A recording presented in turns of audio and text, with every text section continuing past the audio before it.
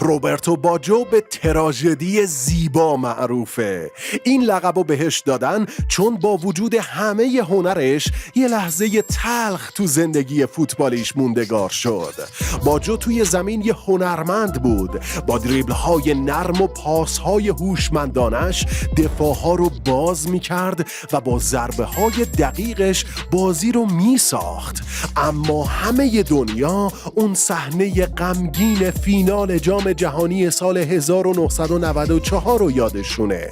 بازی ایتالیا و برزیل به ضربات پنالتی کشیده شد. باجو آخرین پنالتی تیمش رو زد، اما توپ از بالای دروازه به بیرون رفت و اون لحظه تلخ توی تاریخ فوتبال موندگار شد. با این حال مردم همیشه عاشق بازیش بودن، چون باجو حتی توی شکست هم چیزی از زیبایی فوتبال کم نکرد. وقتی کارت باجو دستته یعنی توی کلکسیونت کارت بازیکنی رو داری که با وجود یه لحظه تلخ هنوز یادآور زیباترین لحظه های فوتباله.